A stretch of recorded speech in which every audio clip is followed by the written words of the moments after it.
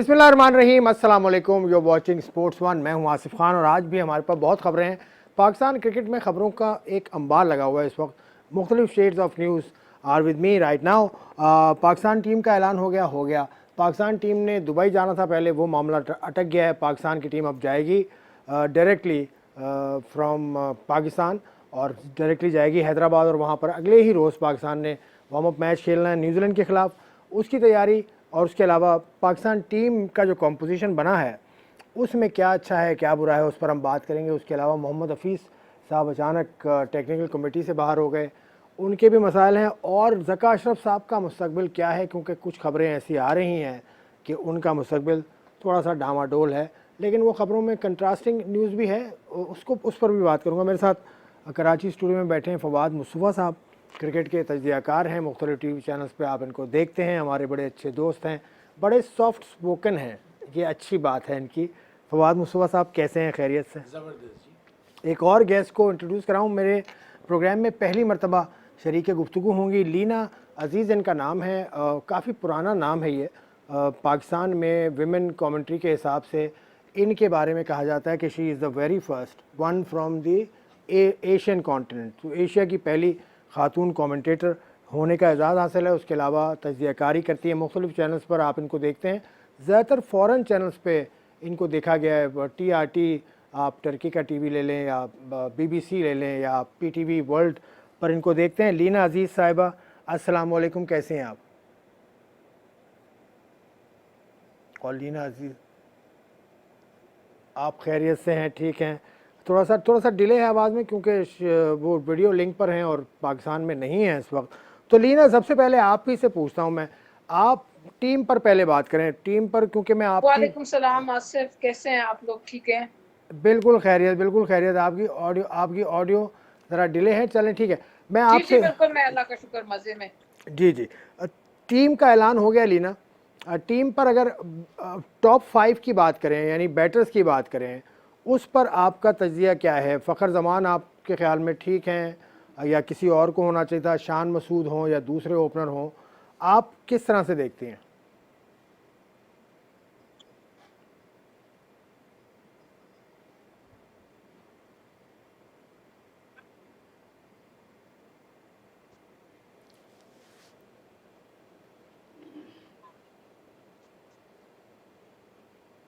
फवाद देखिए, जी। फखर जमान की जिस तरह की फॉर्म है ना, उस हिसाब से तो उनको शायद टीम में नहीं होना चाहिए था। लेकिन जिस तरह के वो प्लेयर हैं, मैवरिक प्लेयर हैं, एक्स फैक्टर है उनमें। वो आपको बहुत बड़ी टूर्नामेंट्स जिता चुके हैं, चाहे वो ट्राई नेशन हो या 2017 का चैंपियंस ट्रॉफी हो। बड़ा मैच था इंडिया के खिलाफ 2017 में, वो जिता चुके हैं। लेकिन करंटली वो आउट ऑफ फॉर्म है, तो इस हिसाब से तो उनको टीम में नहीं होना चाहिए था। मैं अगर हूं तो मैं तो अब्दुल्ला शफीक और इमाम के साथ ओपन करूं। लेकिन क्योंकि इतने एक्स फैक्टर प्लेयर हैं, मैच जिता सकते हैं, किसी वक्त भी फॉर्म में आ जाएं, तो फिर वो एक उनका अपना ही एक कैलिबर है। जिस तरह की एग्रेशन है उनके पास, तो शायद इस वजह से उनको टीम में सेलेक्ट किया गया है। देखिए, उनकी सिलेक्शन को तो मैं इतना बुरा समझती नहीं हूँ, क्योंकि वो एक चांस ले रहे हैं एक एक्स फैक्टर प्लेयर के साथ। लेकिन 2-3 और सिलेक्शंस हैं टीम में जो शायद नहीं होनी चाहिए थी, किस बिना पे हुई क्या जाने। लेकिन ये है कि फखर जमान को शायद आप रिजर्व में रख लेते तो बेहतर होता। लेकिन मैं उनको खैर प्लेइंग 11 में फिलहाल नहीं चलें ठीक है, ठीक है। अब और मज़ीद भी बात करूँगा इन पर। इस सूरत हाल पे आपका क्या कहना है? वही टॉप ऑर्डर पर पहले हम डिस्कस कर लें, फिर मिडिल ऑर्डर पे आएंगे, फिर अब नीचे बॉलर्स पर आएंगे। आपके ख्याल से फ़खर की जस्टिफाइड है पोजीशन? देखिए आसिफ, फ़खर किस किस्म के प्लेयर हैं? फ़खर उस किस्म के प्लेयर हैं कि 10 मैच वो खेलते हैं ना, तो 2 मैच वो पूरे जिता सकते हैं आपको, ठीक है, अगर उनको चांस मिल जाए। नहीं, एक तो 45 का अभी भी उनका बुरा, नहीं, ठीक है, एवरेज चांसलेस इनिंग उसने खेली है। अच्छा देखिए, अगर चैंपियंस क्रिकेट ट्रॉफी में की ना बात भी आप करें, क्रिकेट में ना आप उठा लें ज़हीर अब्बास साहब से, माजिद खान साहब से और बड़े बड़े नाम, तो आप देखते रह जाइएगा कितनी कितनी इनिंग्स ऐसी थी जो चांसलेस थी, ठीक है।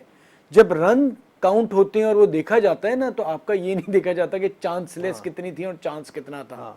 वो रन्स देखे जाते हैं और आपने किस तरह से खेला है।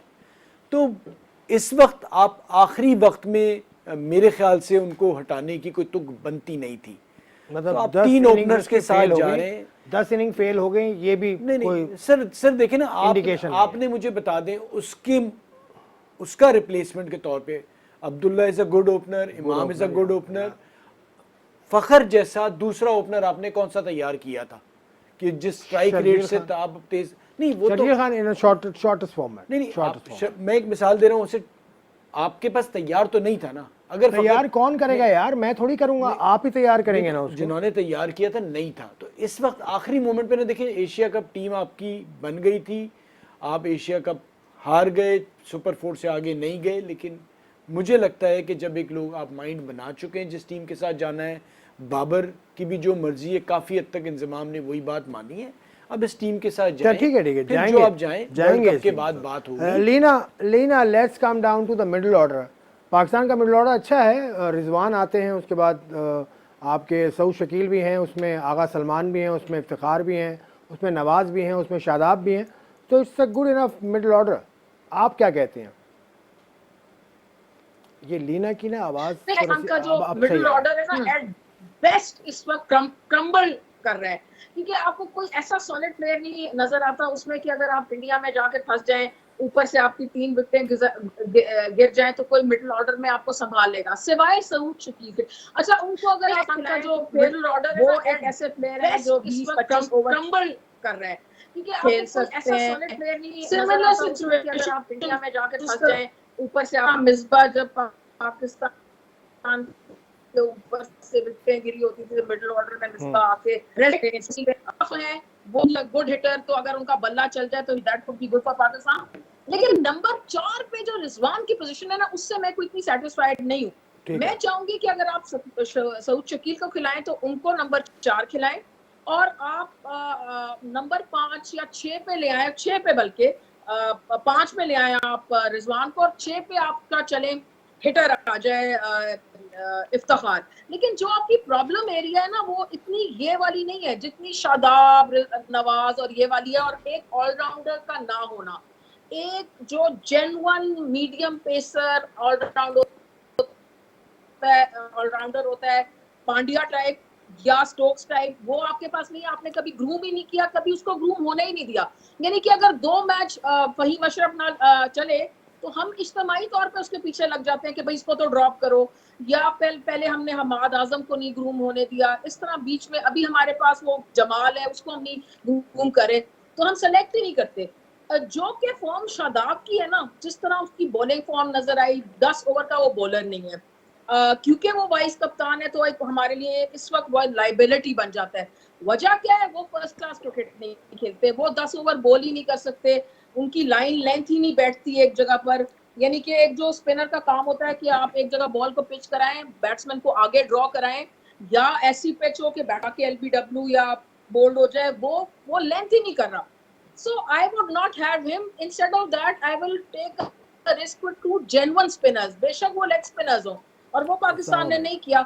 उन्होंने खिलाया भी पिक भी किया, जाहिर है वाइस कप्तान है उनको, शादाब को।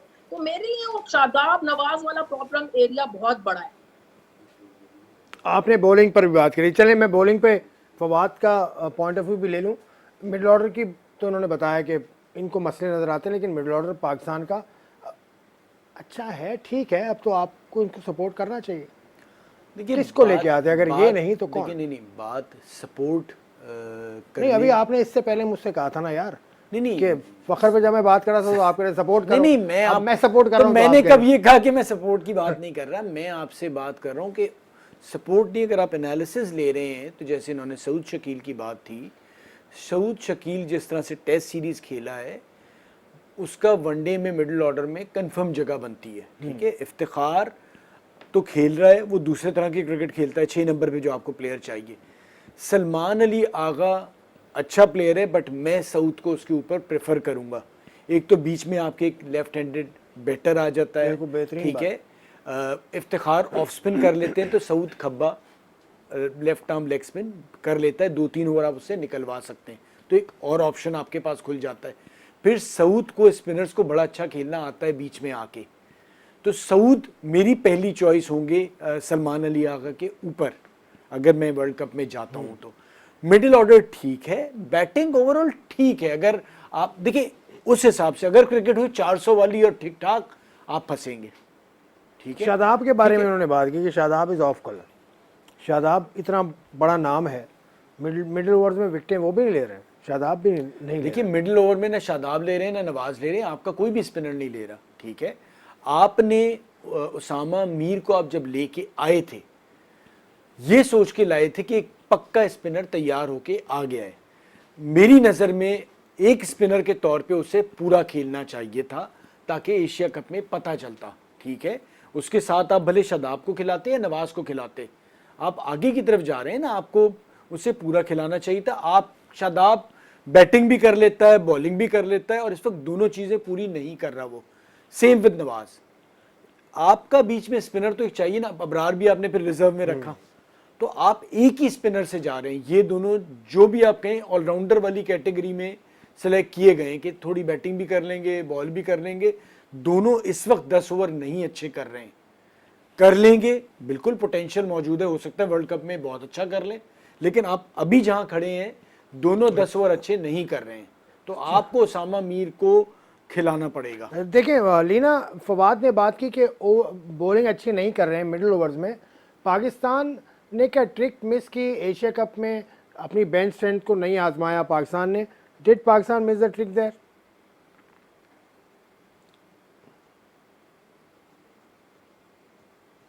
हाँ देखिए, बिल्कुल सही कह रहे हैं। ये उसी मेरी बात की थोड़ी सी एक्सटेंशन इन्होंने की कि जो शाहबाज हम एज जो एक क्रिकेट की जबान में रेलू कट्टा टाइप खिला रहे हैं, थोड़ा सा रेलू कट्टा पे उनको एतराज है। अगर बैटिंग फेल हो गई तो ये दोनों थोड़ा सा ये बैट कर लेते हैं दोनों।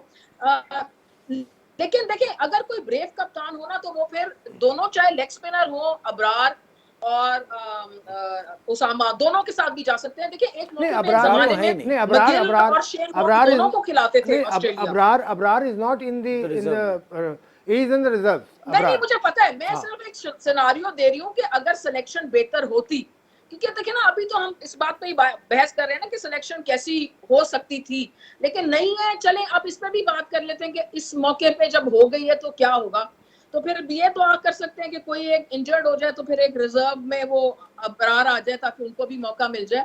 या फिर ये हो सकता है कि हम, जैसे इन्होंने कहा फवाद साहब ने, कि उसामा को पहले पूरा एशिया कप मौका देना चाहिए था, ताकि वो एक रिदम में आ जाता, एक कॉन्फिडेंस में आ जाता। हो सकता है 3-4 विकेट निकाल लेता, तो उसका मेंटली भी एक अच्छा फ्रेम ऑफ माइंड होता। लेकिन अब हमें देखिए इंडियन कंडीशंस हैं। चलें लीना लीना लीना तो करना पड़ेगा। Leena, let me interrupt you है। मैं यहीं से कंटिन्यू करूंगा। I need to take a break here, so take a break and will come back.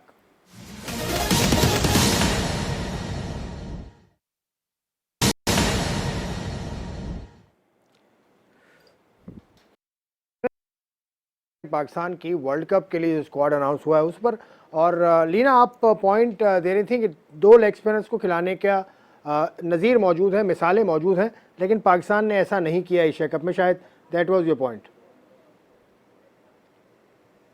जी, मेरा पॉइंट ये है कि जैसे जो ब्रेव कप्तान होते थे, वो जैसे ऑस्ट्रेलिया की अगर मिसाल ली जाए, तो एक जमाने में मगिल और शेन वॉर्न को इकट्ठा खिलाते थे। वो दोनों जो थे लेग स्पिनर थे, हालांकि कोई वैरायटी नहीं थी, दोनों एक ही किस्म के स्पिनर थे, लेग स्पिनर। तो पाकिस्तान अगर कोई विजन होता तो हम भी शादाब की बजाय अबरार और उसामा को खिलाते, क्योंकि वो दोनों जेन्युइन स्पिनर्स हैं, दोनों लंबी क्रिकेट खेलते हैं। मैं खुद उन पे कमेंट्री कर चुकी हूँ, दोनों पे। सिंध के लिए अबरार खेलते हैं, उसामा पे मैं कमेंट्री कर चुकी हूँ। पाकिस्तान कप अच्छा खेलते हैं, दोनों लिस्ट ए खेलते हैं। तो बजाय शादाब के, जो कि 4 ओवर्स बॉलर हैं मेरे ख्याल में essentially, because he does not play the long, उनको 10 ओवर की आदत नहीं है। तो अगर कोई ब्रेव मैनेजमेंट होती तो वो शादाब को कहती कि ये वाले 3-4 मैच तो आप पहले बाहर बैठ जाए, या उनको सिलेक्ट ही ना करती। पहले 2 लेग स्पिनर ला के देखते हैं होता क्या है इंडियन विकेट्स पे, और किस तरह की हमें सक्सेस मिलती है। बिकॉज शादाब के साथ सक्सेस आपकी wicket taking in the middle overs limited हो जाती है। चलिए ठीक है, ये बात तो हो गई। बॉलिंग में तो पाकिस्तान के पास ऑप्शन थे ही नहीं, लेकिन शाहनवाज धानी जो ट्रैवल इतना उसने किया, वो श्रीलंका पहुंचा, वो नहीं खेला, उसको बाहर कर दिया। उसकी जगह हसन अली आ गए, Hasan Ali without any recent experience. Hasan Ali unfit थे लेकिन फिटनेस के बाद आ गए। देखिए मुझे यही लगता है आसिफ कि आप बड़ा इवेंट खेलने जा रहे हैं, कोई बहुत बड़ा डिफरेंस नहीं है, चाहे वो आप शाहनवाज धानी की बात करें या हसन की बात करें या इवन जमान भी रिजर्व में है, कि कोई ऐसा होता है ना कि 150 एहसानुल्लाह फॉर एग्जांपल और बाकी सारों का अनफिट है एहसान। नहीं, मैं वही कह रहा हूँ वो अनफिट है ना, लेकिन वो एक ऐसा होता कि अगर बाहर होता समझ आता कि जी 150 वाला बाहर कर दिया। हसन के शायद साथ जाने की एक वजह ये है कि बड़ा इवेंट है, एक्सपीरियंस को प्रेफर किया गया है। मुझे इशू ये है कि हसन नया बॉल कैसे करता है, क्योंकि धानी नया बॉल अच्छा करता है, लेकिन उन्होंने हसन को के बारे में सोचा कि जी एक्सपीरियंस्ड है, इसके साथ हम जाते हैं, लेट्स सी क्या होता है। लेकिन नसीम का तो नेमुल बदल आपके पास है ही नहीं, वो तो बहुत बड़ा ठीक है, आपके साथ पास शौक था एक तरह से आपको उसका बाहर होना। Leena, if you want to add anything on this point, Hasan Ali in place of Dahani, क्या किसी और के?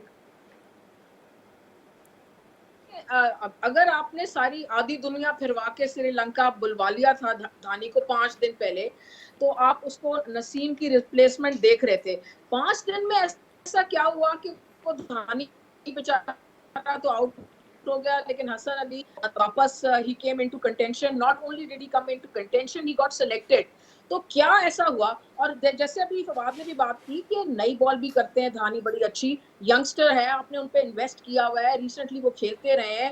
अगर आप उनको अब चांस नहीं देंगे और बिठा के पिछले लोगों को आउट ऑफ नोवेयर ले आएंगे just on the basis of Sri Lankan league की परफॉर्मेंस पे, जो कि 4 ओवर की परफॉर्मेंस होती है, तो फिर हमारी क्रिकेट आगे कैसे जाएगी, डेवलप कैसे होगी? यही मैं कह रही थी कि ऑलराउंडर जैसे हम नहीं डेवलप करते। हम 2 मैच अगर ऑलराउंडर फेल हो जाए तो हम कहते हैं जी जिसको तो निकालो, इसको तो ड्रॉप करो, और वही ऑलराउंडर एक 40 बना ले तो हम उसके गुण गाने शुरू कर देते हैं और कहते हैं इसको क्यों नहीं सिलेक्ट किया। तो अब ये सिलेक्टर्स के लिए भी डिलेमा हो जाता है, लेकिन यहाँ होना नहीं चाहिए था। चलें। Should have been a very clear cut choice, because 5 दिन पहले आपने धानी को बुलाया, अभी Dahani should have been the replacement. चले क्विकली, सरफराज अहमद, अब क्योंकि बात हो रही है धानी इनएक्सपीरियंस है as compared to Hasan Ali, तो उसको ले लिया। फ़खर जमान भी एक्सपीरियंस हैं, उसकी बेस पर वो खेल रहे हैं। शादाब खान भी एक्सपीरियंस हैं, उसकी बेस पर खेल रहे हैं। Then why Sarfaraz Ahmed is out despite having all the experience? ये आप मुझसे पूछ रहे हैं? जी जी, आपसे पूछ रहा हूँ। देखिए सरफराज का तो ये है कि सरफराज ने, क्योंकि अभी हाल ही में कायदे आजम ट्रॉफी में 1-2 सेंचुरियां बनाई और उनका नाम उठना शुरू हो गया। अगर तो ये नाम पहले से आ रहा होता, मैंने तो अपनी ये पूरे महीने डेढ़ से मैं क्लोजली क्रिकेट सर्कल्स में इन्वॉल्व रही हूँ। आपको पता है मैं लेडीज की वहाँ कॉमेंट्री करी थी, आपसे भी मुलाकात हुई थी वहां पे, आपको पता है हर रोज ही ये डिस्कशंस हो रहे थे। तो सरफराज का नाम आ नहीं रहा था, अचानक वो 2 सेंचुरियों से और वो सबसे कायदे आजम ट्रॉफी शुरू होते ही आना शुरू हो गया। अगर मैं किसी का नाम सुन रही थी तो वो रिजवान को तो ऑब्वियसली नाम है ही है, और फिर हारिस की डिस्कशन हो रही थी। पर अगर पर्सनली अगर आप मेरी बात करें कि मैं किसको पिक करती, तो मैं शायद सरफराज को पिक करती, लेकिन फिर उनके साथ ज्यादती होती, क्योंकि उनको आप खिलाते ना, पहले रिजवान ही खेलते और सरफराज वो डग आउट में पानी पिलाते। अब वो सरफराज का इतना स्ट्रेचर बढ़ गया कि उनकी वो पानी वाली स्टेज नहीं हुई, या तो वो खेले या तो सरफराज खेले तो ना खेलें और डोमेस्टिक खेलें। तो सरफराज का तो ये हमारी विशफुल थिंकिंग ही है। चले, आप सरफराज को काफ़ी क्लोजली आप फॉलो भी कर रहे हैं। अभी कायदे ट्रॉफी का जो तीसरा राउंड शुरू हुआ है, कल उनका मैच तो वॉश आउट हो गया, उनका डे तो वॉश आउट हो गया, लेकिन सरफराज इज नॉट इन दी 11। जी हाँ, 60 पे 4 आउट हैं इस वक्त। नहीं, सरफराज 11 में नहीं है, वो तो खैर उनके इकबाल इमाम जो उनके कोच हैं उनसे मैंने पूछा था जी, फैमिली के कोई इश्यूज इस वजह से नहीं तो खेल रहे। आपके ख्याल में सरफराज को होना चाहिए था इस वर्ल्ड कप की मेन 15 में? देखिए 15 में अगर आप समझते हैं कि मिडिल ऑर्डर में उनसे बेटर हैं, तो जगह अगर आपने एक ही विकेट कीपर लेके जाना है तो रिजवान जा रहा था।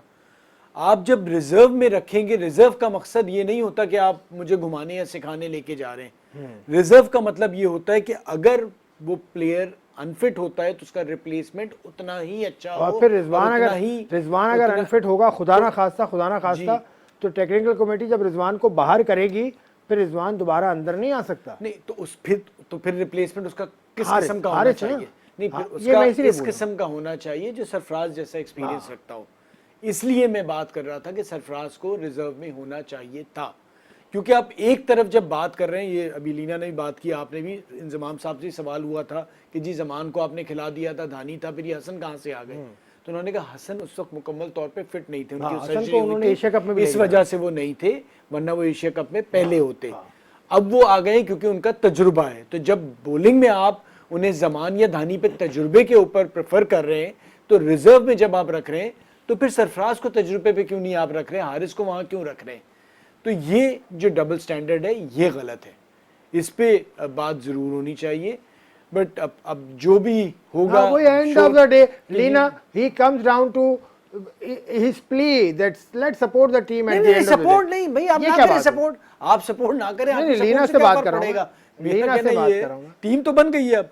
तो लीना आप मतलब ये भी सरफराज को कह रहे हैं होना चाहिए था, ये भी कह रहे हैं हसन अली की जगह धानी को होना चाहिए था। नहीं, मैं नहीं फिर कह ये रहा, ये मैं- भी कह रहे हैं नहीं, कि नहीं, मैं नहीं सपोर्ट कह करें। रहा। मुझे कोई क्लू तो दें सपोर्ट का। सपोर्ट तो मैं करता हूँ, पाकिस्तान की टीम है, आई सपोर्ट इट। लीना नहीं, देखिए सपोर्ट तो अब हम सभी करेंगे क्योंकि अनाउंस हो गई है और दिल से सपोर्ट करेंगे, ऐसा हो ही नहीं सकता। लेकिन जो चीजें डिफरेंट हो सकती थी, मैं एग्री भी करती हूँ फवाद से कि सरफराज बड़े पाए के प्लेयर है, करंट फॉर्म में भी है। लेकिन हमने कब करंट फॉर्म में किसी को रिस्पेक्ट किया है? हम तो करंट फॉर्म जब चली जाती है उसके बाद प्लेयर को ले आते हैं, कहते हैं देखियो अब तो हम ले आए। उसके बाद जब वो प्लेयर फेल हो जाता है बिकॉज उसकी करंट फॉर्म खत्म हो जाती है, तो हम कहते हैं देखो जी ये तो ये कर। अब इस तरह तो हमें इमाद को भी लाना चाहिए था, इतनी अच्छी उसकी है, उसको भी हम नहीं लाए नवाज की जगह, मैं कह रही हूँ। तो फिर देखिए हमारे जो सिस्टम है ना उसमें कोई सेंसिबल फैसले तो नजर आते नहीं है। ये कैसी बात है कि कोई कह रहा है कि 5 दिन पहले तो हसन अली फिट नहीं था वरना हम हसन अली को भेजते। 5 दिन में ऐसा क्या उन्होंने हकीमी नुस्खा खा लिया जो कि 5 दिन में वो फिट हो गए? हकीम उसका खैर चले, टीम तो रैप अप हमने कर ली, या आप उसमें कुछ ऐड करेंगे? नहीं, मैं- अब let's move forward. Pakistan cricket board के चेयरमैन साहब की कुछ मसाइल का शिकार है पाकिस्तान क्रिकेट बोर्ड। चेयरमैन की कुर्सी ऐसा लग रहा है हिल रही है। अभी मैं एक नोटिफिकेशन भी देख रहा था, पीपल्स पार्टी के जो सरबराह हैं बिलावल साहब, इन्होंने इनको पार्लियामेंट्री कमेटी में डाल दिया, ज़का अशरफ साहब को, जो इलेक्शन के टिकट्स फाइनल करेगी। तो ये इतना करीब है एक पॉलिटिकल पार्टी से, फिर भी चेयरमैन है, किस तरह से देख रहे हैं?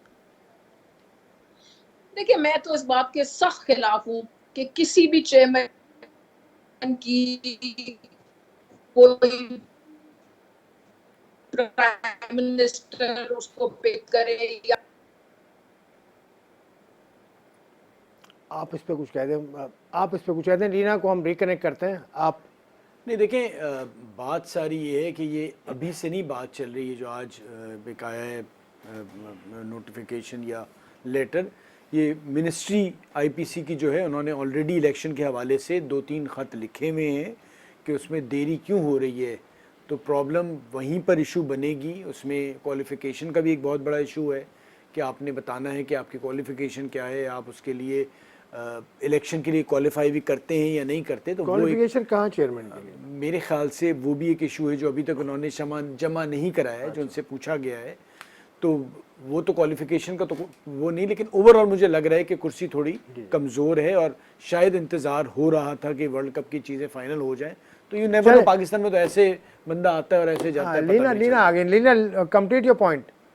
जी, मैं ये कह रही थी कि मैं बिल्कुल डेड अगेंस्ट हूँ इस बात के कि कोई भी प्राइम मिनिस्टर या पॉलिटिकल पार्टी किसी चेयरमैन का इंतखाब करे। ये पाकिस्तान क्रिकेट बोर्ड का अपना एक कॉन्स्टिट्यूशन है, उसके मुताबिक होना चाहिए। और जो भी इसको whoever wins the election according to that constitution should be allowed to complete his tenure which is 4 years or 5 years जो भी है, 4 साल मेरे ख्याल में मुद्दत कंप्लीट करनी चाहिए। लीना अभी ये जो तो एक मजाक ही बन गया कि कभी रमीज, कभी नजम सेठी, अब ज़का अशरफ, अब उनकी भी कुर्सी कमजोर। मतलब इससे बड़ा मजाक क्या हो सकता है? अच्छा, मैं आपसे पूछूं, अगर रमीज, नजम सेठी साहब और उसके बाद ज़का अशरफ साहब, आपके ख्याल में बेहतर चेयरमैन कौन था एडमिनिस्ट्रेटिवली? अगर आप honest answer. to rate in तो मैं कहूंगी रमीज नजम सेठी और जका अशरफ सबको मैं इतना जानती नहीं हूँ, लेकिन मेरी नजर में रमीज जो थे, देखिए थोड़ा सा मैं इसको, अगर मुझे आप 1 मिनट दें तो मैं एस्टैब्लिश करूं अपने पॉइंट को, ये कि रमीज जो है वो कमेंटेटर है, एक प्लेयर हैं, एक फॉर्मर कैप्टन रह चुके हैं, क्रिकेट को प्यार करते हैं, लेकिन वो एक सादे इंसान है। उनको शायद ये नहीं पता था कि उनको कितनी मुश्किलात होंगी यहाँ आके, और जो वो करना चाहते थे, जो ओवरऑल उनका 70% विजन था, 70% मैं कहूंगी वो अच्छा था, और वो दिल से पाकिस्तान क्रिकेट की बेहतरी चाहते थे। इसी तरह सेठी साहब भी, वो भी क्रिकेट से मोहब्बत करते हैं, लेकिन रमीज का डिफरेंस ये था कि उनको इन्स एंड आउट पता थे क्रिकेट के। लेकिन मसला तो ना रमीज का है, ना सेठी साहब का है, ना नजम सेठी का है। मसला सिर्फ ये है कि ये एक पॉलिटिकल पार्टी या एक प्राइम मिनिस्टर, चलें, लेट्स टेक अ ब्रेक लेता हूँ। लीना, मुझे आपको फिर रोकना पड़ेगा, एक और ब्रेक का वक्त है, ब्रेक लेता हूँ, वापस आते हैं और इस गुफ्तगू को आगे बढ़ाते हैं।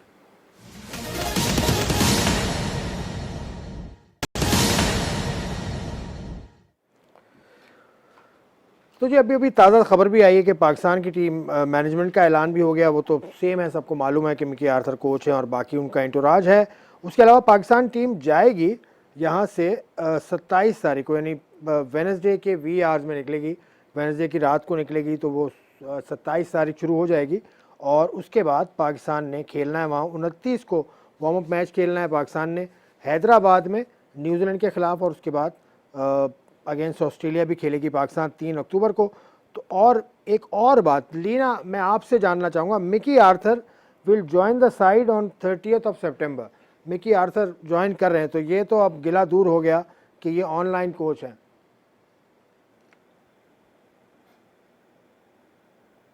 लीना को आवाज़ मेरी फिर नहीं जा रही, आप बात करें। जब लीना आएंगी तो मैं उनको ले लूँगा, आप बात करें कि मिकी आर्थर के बारे में ये कहा जाता है ना कि ऑनलाइन कोचिंग करते हैं। एशिया कप पूरा वो एशिया कप नहीं थे, अब वो वर्ल्ड कप में तो होंगे, 30 सितंबर से पहुंच जाएंगे। आप उन्हें as a coach cricket board में, ये नहीं कहूँगा कौन, जब उनसे मतलब वो कोच नहीं, वैसे जब एग्रीमेंट उनसे हुआ था, उन्होंने उस वक्त बता दिया था वो किस तरह से काम करेंगे, वो उसी तरह से काम कर रहे हैं, उसी तरह से काम करेंगे। तो उस बंदे पे हम क्यों उंगली उठा रहे होते हैं या उस पर तनकीद कर रहे होते हैं जिसने उसके साथ ये एग्रीमेंट किया है। आप उससे बात करें ना, उसने किस बेसिस पे, उसने तो शुरू से कहा था कि मैं वहाँ से बैठ के काम करूँगा, फिर आपका जो बड़ा इवेंट होगा वर्ल्ड कप जैसा उसमें मैं आ जाऊँगा, तो वो आ गया। हमारा मसला ये कि हम उस पर तनकीद कर रहे होते हैं, भाई उसने तो, आप नहीं लेते उसको, आप उसके पास गए, उसके पीछे पड़े कि दुनिया में एक वो वाहिद आदमी है कि जो सब कुछ सही कर सकता है आपके मुताबिक। आपकी सोच सही थी, गलत थी, लेकिन एक सोच थी तो वो थी। अब आप या तो क्रिकेट बोर्ड को या जो लोग उनके साथ एग्रीमेंट करके उनके बात करें, हम शुरू हो जाते हैं मिकी आर्थर। भाई मिकी आर्थर तो ने तो कहा था मैं इसी तरह काम करूंगा। चलो ठीक है लीना, आपका मैं ज़्यादा वक्त नहीं लूँगा। पाकिस्तान क्रिकेट बोर्ड ने अभी पाकिस्तान का शेड्यूल का ऐलान कर दिया है कि पाकिस्तानी टीम 27 को निकलेगी, यहाँ से हैदराबाद जाएगी और उसके बाद प्रैक्टिस मैचेस खेलेगी। मेरा सवाल ये है कि कल ये खबर छप चुकी है क्रिक इन्फो पे, उसके बाद पीसीबी आके इसकी वजाहत कर रहा है। ऐसा क्यों नहीं करते कि हर चीज़ को क्लियर रखें पहले से? ये तो देखें ना जी, ये तो हमारी एज अ नेशन ही हमारी प्रॉब्लम है। अगर हम ये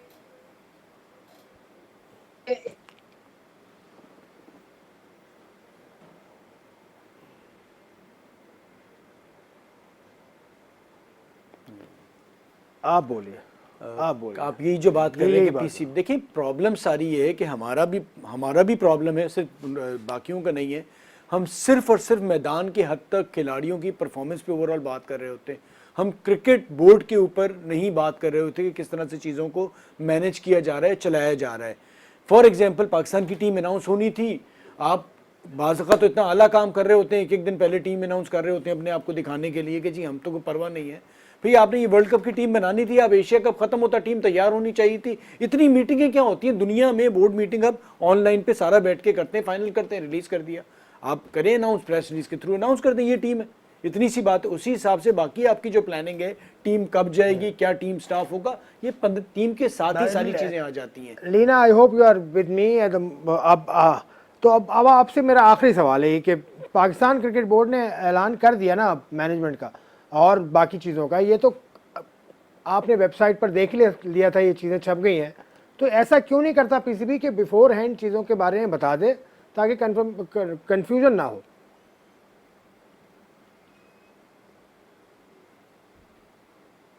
इस वक्त तो मैं कन्फ्यूज़न से गुजर रहा हूँ भाई, बहुत शदीद कन्फ्यूजन मुझे हो रही है बिकॉज ऑफ द इंटरप्शन और because of the connection that we had.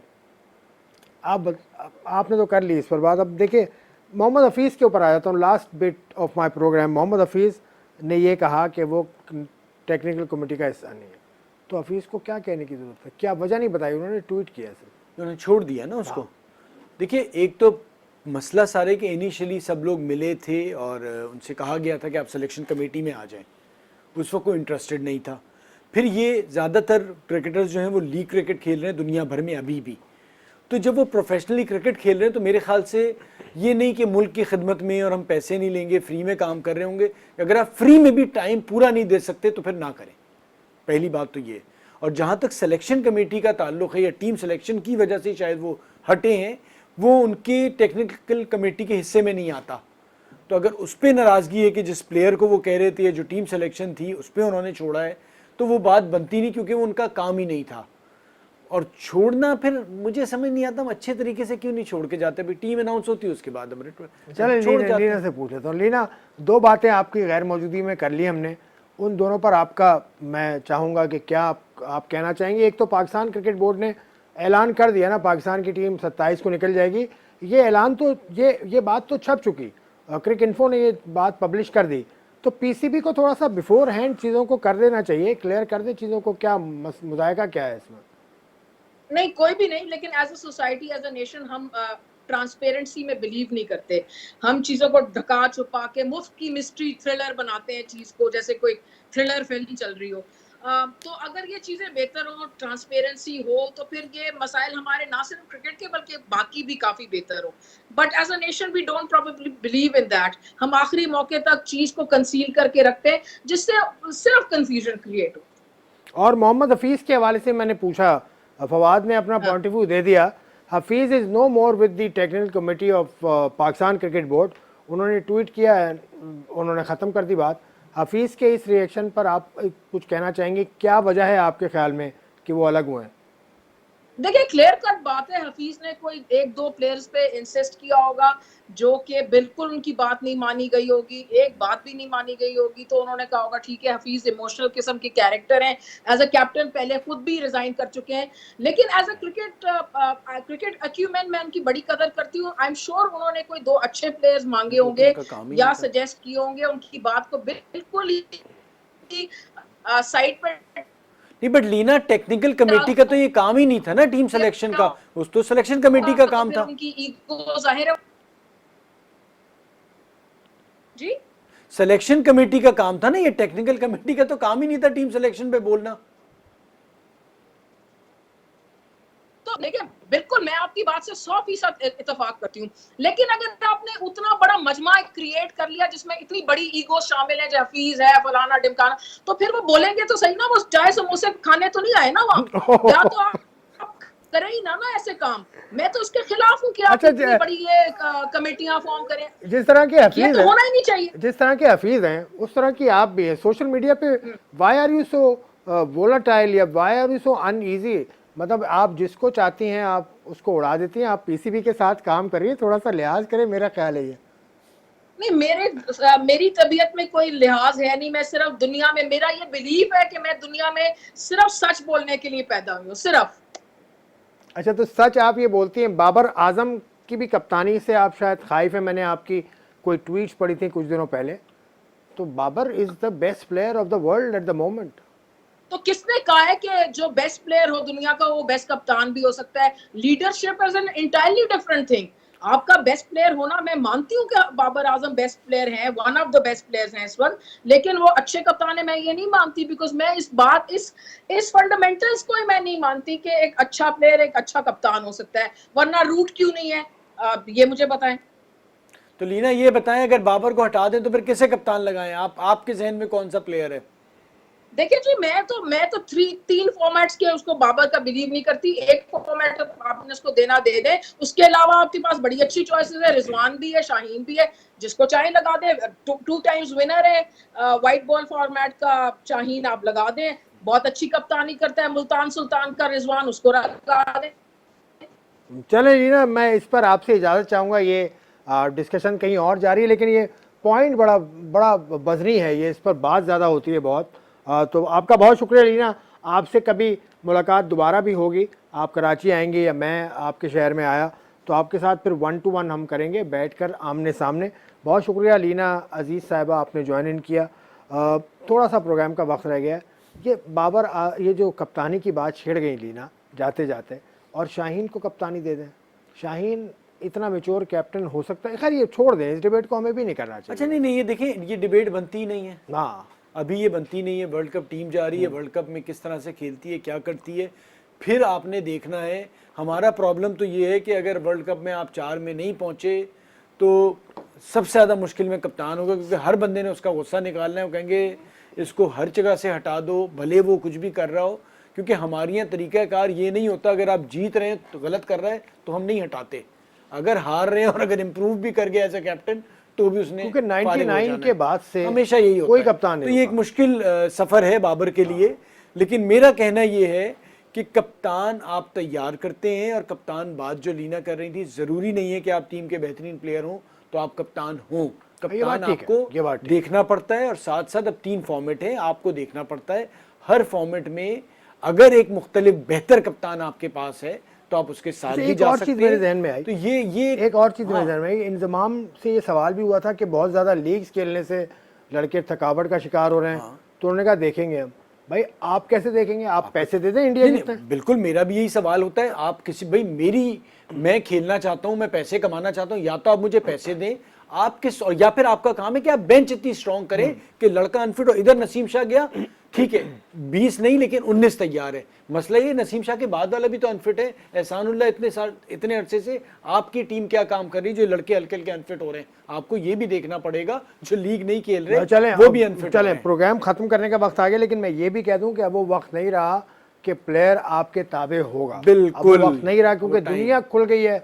अगर कोई बड़ा प्लेयर पाकिस्तान का किसी भी मुल्क में जाकर कह देना कि मैं खेलना चाहता हूँ, उसको हाथों हाथ लेंगे। ओलंपिक में आ रहे हैं सिर्फ, उसके बाद ओलंपिक अमेरिका में अब जितने पाकिस्तान के प्लेयर जा रहे हैं वो सेकंड टियर के प्लेयर। खैर प्रोग्राम का वक्त खत्म हो गया, आपका देखने का शुक्रिया। आप अपने कमेंट से हमें आगाह कीजिएगा। इजाज़त, खुदा हाफिज़।